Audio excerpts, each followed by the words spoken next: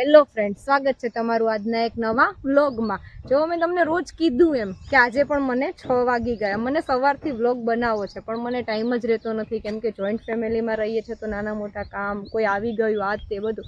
પણ હા, એક પ્રોમિસ તમને હું કરું છું કે મને મારું ડેલીનું રૂટીન છે એ તમારી સાથે શેર કરવું છે, પણ એની માટે મને થોડોક ટાઈમ આપજો। અને શું કહેવાય, સોરી પણ કહું છું કે હું મારા ડેલી વ્લોગમાં ટાઈમે ઊભી નથી રહી શકતી। થોડું ઘણું મને ટાઈમનું મેનેજમેન્ટ કરવું પડે એમ છે, પણ હું થોડા સમયમાં કરી નાખીશ। હેલો ફ્રેન્ડ્સ, કેમ છો? મજામાં ને?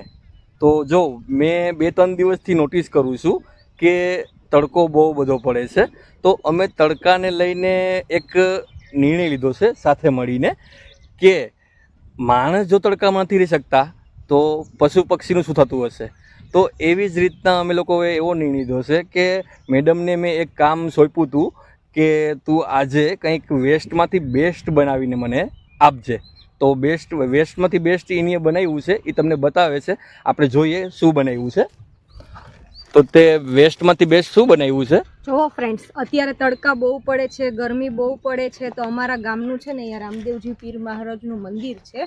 હવે એ ત્યાં છે ને આજુબાજુમાં બહુ બધા ઝાડવા ને એવું છે, અને અહીંયા પશુ પક્ષીને મને એવું લાગે છે કે ખાવાનું ગોતવામાં પાણીમાં બહુ પ્રોબ્લેમ થતી હશે। તો પછી અમે બંને એવો વિચાર કર્યો કે ત્યાં જઈને કેમ આપણે એને અનાજ અને પાણી બધું પહોંચાડી દઈએ। તો બહાર જવાનો તો ક્યાંય ટાઈમ હતો નહીં, ઘરમાં બહુ બધી વેસ્ટ વસ્તુ પડી હતી, તો આ જો કોઈને યુઝ આવે કે કોઈને કામ આવે તો સારું ને। તો ફ્રેન્ડ્સ જુઓ, મેં આમાં છે ને શું કહેવાય, જે પશુ પક્ષી હોય એને ચણવા માટેનું બનાવ્યું છે કે આમાં હું ઘઉંના દાણા નાખી દઈશ તો એમાં ચણી શકે, અને આમાં હું પાણી આપી દઈશ તો એ પી શકે। એટલે આવું 3-4 વસ્તુ મેં બનાવી છે। તો તમે મને કોમેન્ટ કરીને કહેજો કે વેસ્ટમાંથી બેસ્ટ અને કોઈને યુઝ થાય એવું મેં બનાવ્યું છે, તો કેવું બન્યું છે, સારું બન્યું છે કે નથી બન્યું સારું?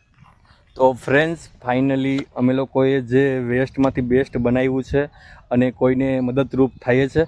તો મારી એક તમને લોકોને પણ સલાહ છે કે તમે પણ નાનું મોટું આ ઉનાળાની સિઝન ચાલુ છે તો પક્ષીઓને કામ આવો, કારણ કે તમને ખ્યાલ જ હશે અત્યારના રેડિયેશન પ્રમાણે ચકલીઓ ક્યાંય દેખાતી નથી। તો ચકલીઓ છે ગામડામાં પણ નથી, અમે લોકો ગામડામાં જ અત્યારે રહીએ છીએ, તો ગામડામાં ચકલી દેખાતી નથી। તો ચકલીને બસાવો જેથી કરીને આપણું એન્વાયરમેન્ટ સારું રહે, પ્લસ પાછું અત્યારનું વાતાવરણ તમે જોવો તો બહુ ડેન્જર છે, ઘણું બધું મોસ્ટ ઓફ ઓલું છે। એટલે ફાઇનલી હવે અમે અહીંયા ઝાડ અમારી સામે દેખાય છે, તો એ ઝાડ ઉપર અમે આ 2 વસ્તુ રાખવાના છીએ।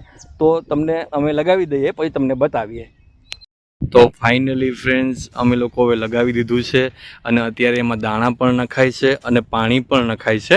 તો આવી જ રીતના અમે 2-3 ઝાડમાં લગાવ્યું છે, અને 2-3 ઝાડમાં લગાવ્યું છે તો અમે અહીંયા 2 દિવસે ને 2 દિવસે આંટો મારતા રહીશું, જેથી કરીને એમાં દાણા ઘટી જશે, પાણી નહીં હોય તો પણ નાખતા રહીશું। તો તમે લોકો પણ એ પ્રયત્ન કરજો કે ચકલાઓને આ ઉનાળાની સિઝન છે ત્યાં સુધી પ્રયત્ન કરજો, જેથી કરીને એ લોકોને પાણી અને ખાવાનું મળી રહે।